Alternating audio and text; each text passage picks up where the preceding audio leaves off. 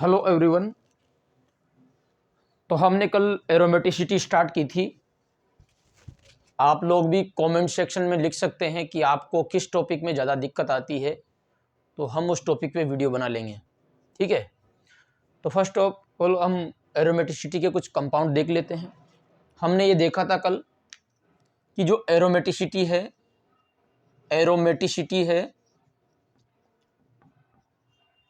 वो क्लासीफाई की थी 4 पार्ट्स में। ठीक है। तो एरोमेटिसिटी आपकी 4 तरह की होती है। फर्स्ट क्या पढ़ा था हमने? Aromatic compound. ठीक है। दूसरा पढ़ा था हमने एंटी एरोमेटिक। थर्ड है आपका नॉन एरोमेटिक। और फोर्थ कौन सा पढ़ेंगे हम? होमो एरोमेटिक। ठीक है। होमो एरोमेटिक। तो सबसे पहले हमने स्टार्ट किया था एरोमेटिक कंपाउंड। तो एरोमेटिक कंपाउंड में सबसे पहले हमने क्या पढ़ा था? ये कंपाउंड भी क्या होते हैं आपके? साइक्लिक होते हैं। तो पहले हम साइक्लिक चेक करेंगे। उसमें सबसे पहले हम मोनोसाइक्लिक पढ़ रहे हैं। ठीक है। इसमें हम पहले क्या पढ़ रहे हैं? मोनोसाइक्लिक,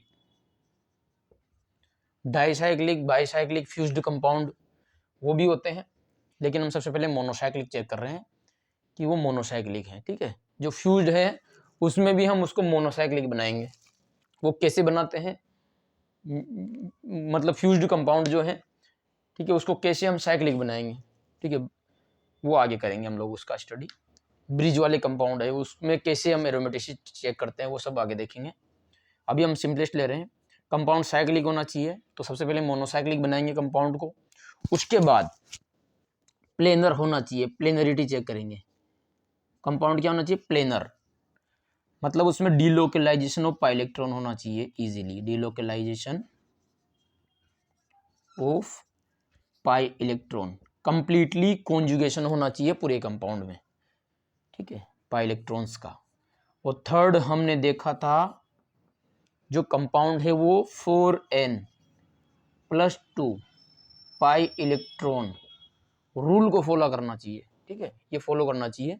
ये क्यों होता है ऐसा, ठीक है, इसका जो एक्सप्लेनेशन है वो बाद में करेंगे। अभी हम लोग एग्जांपल देखेंगे कौन कौन से कंपाउंड एरोमेटिक है, कौन से नहीं है।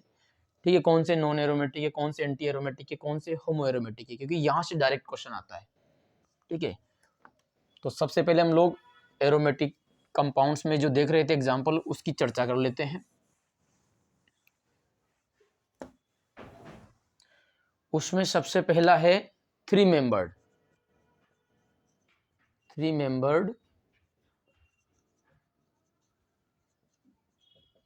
Cyclic compound. ठीक है, उसमें सबसे छोटा आप भी जानते हैं 3 मेंबर्ड ही होता है।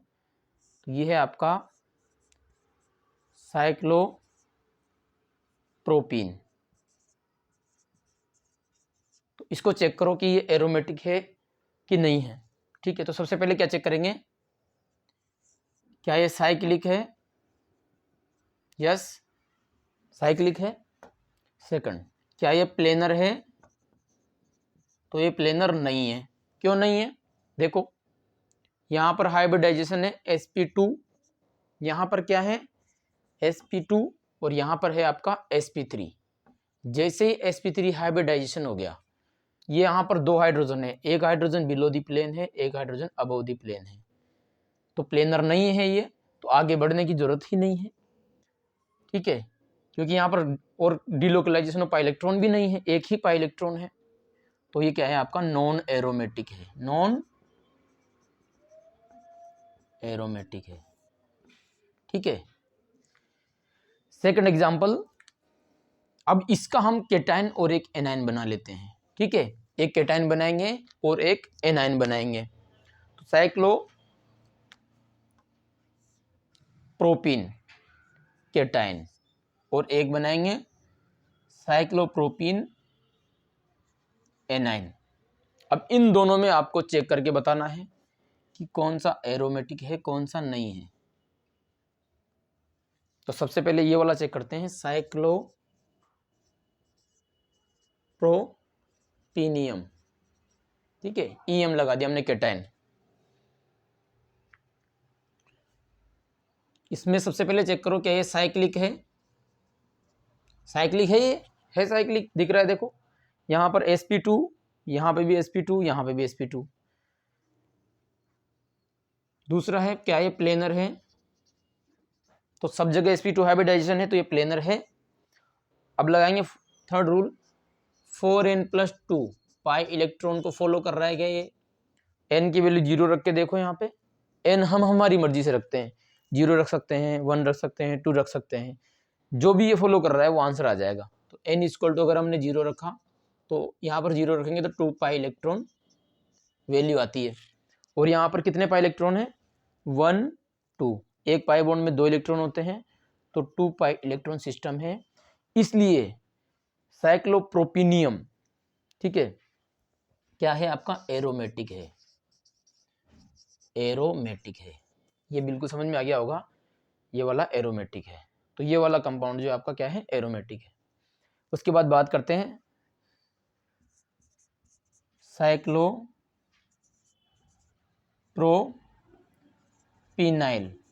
एनाइन, साइक्लोप्रोपिनाइल एनाइन, ठीक है, साइक्लोप्रोपिन आइल एनाइन, ठीक है। इसको चेक करते हैं, ये डबल बॉन्ड। तो पहली बात क्या है, साइक्लिक है, यस दिस इज साइक्लिक। दूसरा क्या है, प्लेनर है, ठीक है। अब देखो कंप्लीट कॉन्जुगेशन यहाँ पे भी है, कंप्लीट कॉन्जुगेशन यहाँ पे भी है, ठीक है। कैसे, अगर हम इनकी रेजोनेटिंग स्ट्रक्चर बनाए तो बन जाएगी, ठीक है।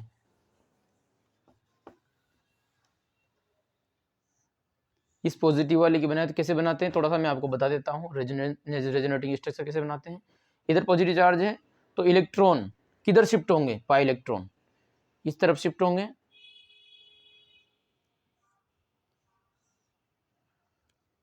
यहाँ पे क्या आ जाएगा, पॉजिटिव चार्ज। फिर किधर शिफ्ट होंगे, इधर शिफ्ट होंगे, ठीक है। जिधर इलेक्ट्रॉन की कमी है उधर इलेक्ट्रॉन शिफ्ट होते हैं, तो आपका यहाँ आ जाएगा पॉजिटिव चार्ज। तो रेजोनेटिंग स्ट्रक्चर बन गई। अगर इसकी रेजोनेंस हाइब्रिड बनाएंगे तो कैसे बनाएंगे, इस तरीके से, ठीक है, साइक्लोप्रोपिनियम का। ऐसे हम इसका भी बना सकते हैं, ये इधर जाएगा तो नेगेटिव चार्ज इधर आएगा, ठीक है। तो मतलब ये नेगेटिव चार्ज भी डिलोकलाइज तो है, ठीक है, इतना नहीं है जितना ये पॉजिटिव चार्ज डिलोकलाइज है, ये नेगेटिव चार्ज उससे कम डिलोकलाइज है, ठीक है। वो पढ़ेंगे क्यों कम डिलोकलाइज है, क्योंकि यहाँ पर एरोमेटिक कंपाउंड नहीं है, ये क्या है, नॉन एंटी एरोमेटिक है, सॉरी एंटी एरोमेटिक कंपाउंड है ये। क्यों है वो पढ़ेंगे, प्लेनर है। तो जब ये दो रूल लग जाए, साइक्लिक हो प्लेनर हो, तो कंपाउंड क्या हो सकता है आपका, एक तो आपका एरोमेटिक हो सकता है, एक होमो एरोमेटिक हो सकता है, और एक एंटी एरोमेटिक हो सकता है। तो हम पहले दो में कंपेयर करेंगे, एरोमेटिक और एंटी एरोमेटिक, ठीक है। तो अब थर्ड रूल है क्या, यहाँ 4n+2 पाई इलेक्ट्रॉन लग रहा है क्या, रूल नहीं फॉलो हो रहा, क्योंकि अगर n की वैल्यू हम 0 रखें तो 2 पाई इलेक्ट्रॉन आ रहे हैं। हम जानते हैं कि नेगेटिव चार्ज में कितने इलेक्ट्रॉन होते हैं, 2 इलेक्ट्रॉन होते हैं। तो 2 इलेक्ट्रॉन ये लोकलाइज डिलोकलाइज है और 2 इलेक्ट्रॉन ये डिलोकलाइज हैं, तो 4 पाई इलेक्ट्रॉन सिस्टम है ये, 2 इलेक्ट्रॉन ये और 2 पाई बॉन्ड के इलेक्ट्रॉन, तो 4 पाई इलेक्ट्रॉन सिस्टम है। अगर n की वैल्यू हम 0 रखें तो 2 पाई इलेक्ट्रॉन आता है, n की वैल्यू क्या रखें, 0, तो 4n+2 पाई इलेक्ट्रॉन में कितना आएगा बताओ, 2 पाई इलेक्ट्रॉन। n की वैल्यू अगर हम 1 रखें तो 6 पाई इलेक्ट्रॉन सिस्टम आता है।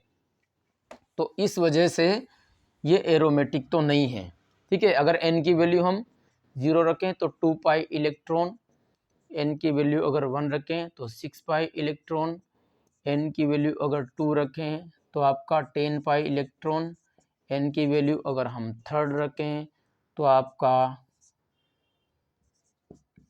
14 पाई इलेक्ट्रॉन। तो इसमें से तो आ नहीं रहा, ये 4 पाई इलेक्ट्रॉन आ रहा है, इसका मतलब ये एरोमेटिक नहीं है।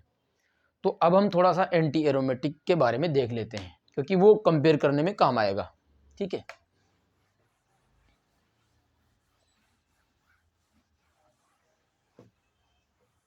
और दोनों में कंपेयर करेंगे, दोनों की प्रॉपर्टीज में, उससे आगे एप्लीकेशन पार्ट में आपको बहुत फ़ायदा होगा।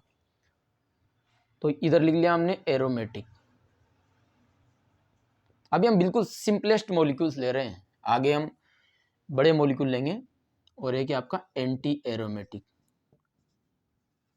Anti aromatic compounds. तो इसमें क्या है, सबसे पहले यहाँ पर क्या है, साइक्लिक होना चाहिए। तो यहाँ पे भी क्या है, ये भी साइक्लिक होने चाहिए, दोनों साइक्लिक होने चाहिए। तो एरोमेटिक और एंटी एरोमेटिक हो सकता है। सेकंड क्या है, सेकंड है आपका delocalisation of pi electron, delocalisation of pi electron, मतलब वो प्लेनर होना चाहिए। और प्लेनर के साथ क्या होना चाहिए, डीलोकेलाइजेशन ऑफ पाई इलेक्ट्रॉन होना चाहिए। सेकंड है यहाँ पे भी सेम टू सेम, ठीक है, यहाँ पे भी क्या है, डीलोकेलाइजेशन ऑफ पाई इलेक्ट्रॉन और प्लेनर होना चाहिए, ठीक है। कंपैरेटिवली यहाँ डीलोकेलाइजेशन बहुत फास्ट होता है, यहाँ पर स्लो होता है, लेकिन सेपरेशन होना चाहिए। जैसे पाई बॉन्ड है, उसके बाद सिग्मा बॉन्ड है, फिर पाई बॉन्ड, या पाई बॉन्ड, ठीक है, सिग्मा बॉन्ड पॉजिटिव चार्ज हो सकता है, नेगेटिव चार्ज हो सकता है, या फिर आपका लोन पेयर हो सकता है, या फिर आपका रेडिकल हो सकता है। इसको बोलते हैं कंप्लीट कॉन्जुगेशन। ये पूरे मॉलिक्यूल में आपका साइक्लिक मैनर में होना चाहिए, ठीक है। जैसे जैसे एग्जांपल लेंगे आपको समझ में आएगा। थर्ड वाला रूल कौन सा है यहाँ पर, 4n+2 pi electron rule follow होना चाहिए, तो वो क्या हो जाएंगे फिर, एरोमेटिक। लेकिन अगर 4n pi electron rule follow होता है, ठीक है, 4n pi electron rule follow होता है, तो वो क्या हो जाएंगे आपके एंटी एरोमेटिक, ठीक है। सिर्फ डिफरेंस कहाँ है, 4n+2 पाई इलेक्ट्रॉन और 4n पाई इलेक्ट्रॉन। यहाँ पर क्या है, हकल rule, 4n+2 pi electron. n क्या है, हकल नंबर, n की वैल्यू क्या हो सकती है, 0, 1, 2, 3, और यहाँ पर भी n की वैल्यू 0, 1, 2, 3 एंड सो ऑन, और कुछ भी हो सकती है। तो अगर n की वैल्यू 0 रखेंगे तो कितने pi electron, 2 pi electron. n की वैल्यू 1 रखेंगे तो कितने pi electron, 6 pi electron. n की वैल्यू अगर हम 2 रखेंगे तो 10 पाई इलेक्ट्रॉन। n की वैल्यू 3 रखेंगे तो 14 पाई इलेक्ट्रॉन। यहाँ पर n की वैल्यू 0 रखेंगे तो कुछ होगा नहीं, सब 0 हो जाएगा। तो ये तो n की वैल्यू 0 तो यहाँ पे आएगी नहीं, ठीक है। 1 से स्टार्ट करेंगे। जब n की वैल्यू 1 रखेंगे तो 4 पाई इलेक्ट्रॉन, n की वैल्यू 2 रखेंगे तो 8 पाई इलेक्ट्रॉन। 4 का मल्टीपल में आ जाएगा, वो कहने का मतलब है। यहाँ पर कितना हो जाएगा, 12 पाई इलेक्ट्रॉन। इस तरीके से जितने भी एरोमेटिक कंपाउंड है उसमें 4n पाई इलेक्ट्रॉन रूल लगेगा। जितने भी एरोमेटिक कंपाउंड है उनमें 4n+2 पाई इलेक्ट्रॉन रूल लगेगा। बस दोनों में थर्ड पॉइंट में डिफरेंस है, ठीक है, थर्ड पॉइंट में डिफरेंस है। फर्स्ट और सेकंड पॉइंट दोनों के लिए एक जैसा है, एरोमेटिक और एंटी एरोमेटिक के लिए। अगर सेकंड पॉइंट ही फेल हो जाए तो आपका वो नॉन एरोमेटिक हो जाएगा, ठीक है। और होमो एरोमेटिक हम अलग से पढ़ेंगे, उसका कंपेरिजन इनसे नहीं करेंगे, उसको अलग से देखेंगे। उसके कुछ कुछ जो मॉलिक्यूल है वो हम अलग से देख लेंगे। तो सबसे ज़्यादा एरोमेटिक, एंटी एरोमेटिक और नॉन एरोमेटिक पूछा जाता है, लेकिन नेट में आपका होमो एरोमेटिक भी पूछा गया है। तो आपको ये पॉइंट्स ध्यान रखने हैं। अब हम वापस उसी एग्जाम्पल पे चलते हैं। स्टार्टिंग में अगर आपने ये पॉइंट्स ध्यान रख लिए तो आपको आगे दिक्कत नहीं आएगी। तो हमारे पास 2 मॉलिक्यूल थे, साइक्लोप्रोपिनियम केटाइन और एक था आपका साइक्लोप्रोपिनाइल एनाइन। ये तो क्या है आपका एरोमेटिक। क्यों एरोमेटिक है, क्योंकि ये साइक्लिक है, ये प्लेनर है और 4n+2 pi electron rule follow कर रहा है। बिकॉज यहाँ पर 2 पाई इलेक्ट्रॉन है, एक इलेक्ट्रॉन ये और एक इलेक्ट्रॉन ये, ठीक है। यहाँ पर क्या है, ये आपका साइक्लिक है, प्लेनर भी है, बिकॉज कॉन्जुगेशन हो रहा है ना कंप्लीट। इसका रेजोनेटिंग स्ट्रक्चर आप ऐसे बना सकते हैं, फिर इधर चला जाएगा, ये इधर आ जाएगा। इसकी ये तीनों रेजोनेटिंग स्ट्रक्चर बन जाएगी। तो प्लेनर है ये, मतलब जो लोन पेयर है नेगेटिव चार्ज वो डीलोकलाइज है। उसके बाद थर्ड है आपका क्या ये 4n+2 पाई इलेक्ट्रॉन रूल को फॉलो कर रहा है? देखो कैसे, 2 इलेक्ट्रॉन तो यहाँ है, 2 इलेक्ट्रॉन यहाँ है, तो अगर n की वैल्यू 0 रखें तो 2 पाई इलेक्ट्रॉन, तो यहाँ पर कितना आंसर आना चाहिए आपका? 4 पाई इलेक्ट्रॉन आंसर आना चाहिए, जो नहीं आ रहा है।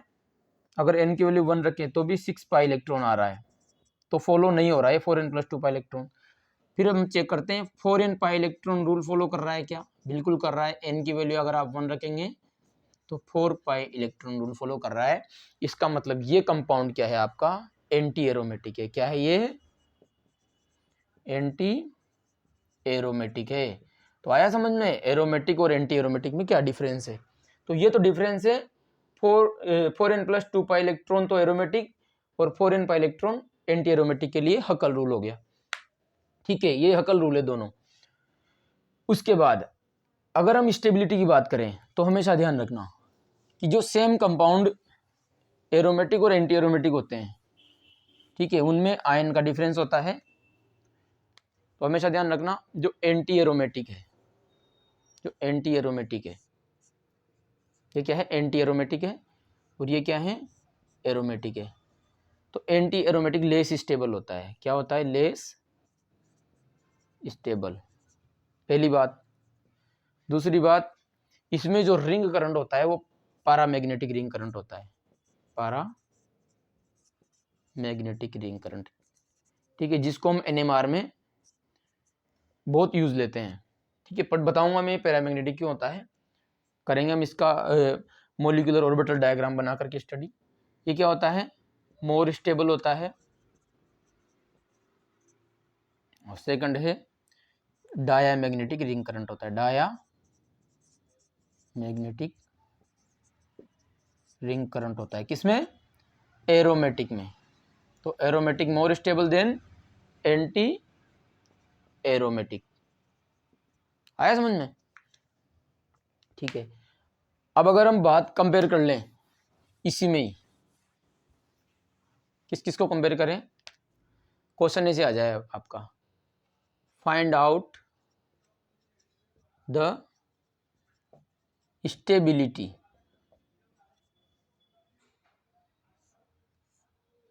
सिंपल आपका ये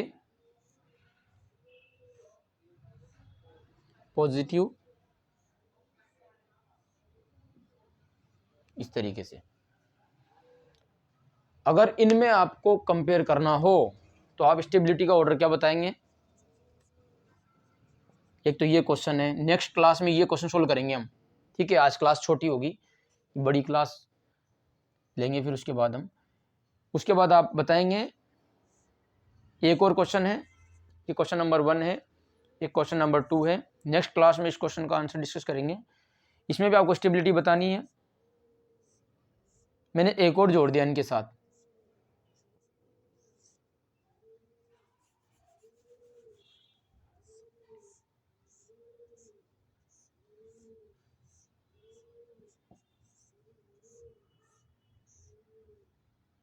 कलम 4 मेंबर्ड, 5 मेंबर्ड और 6 मेंबर्ड करेंगे। आपको इसमें भी स्टेबिलिटी का ऑर्डर बताना है और ये भी बताना है कौन एरोमेटिक है, कौन एंटी एरोमेटिक है, कौन नॉन एरोमेटिक है। ठीक है, और स्टेबिलिटी का ऑर्डर आपको डिफाइन करना है इन दोनों में। और एक और है CH3 CH2 CH3 CH3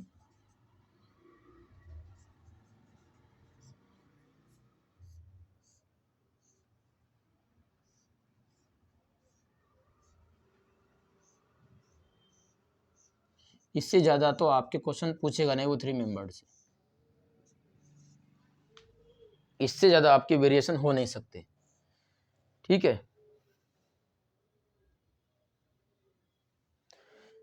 अगर और वेरिएशन करो आप, चलो और कर लेते हैं।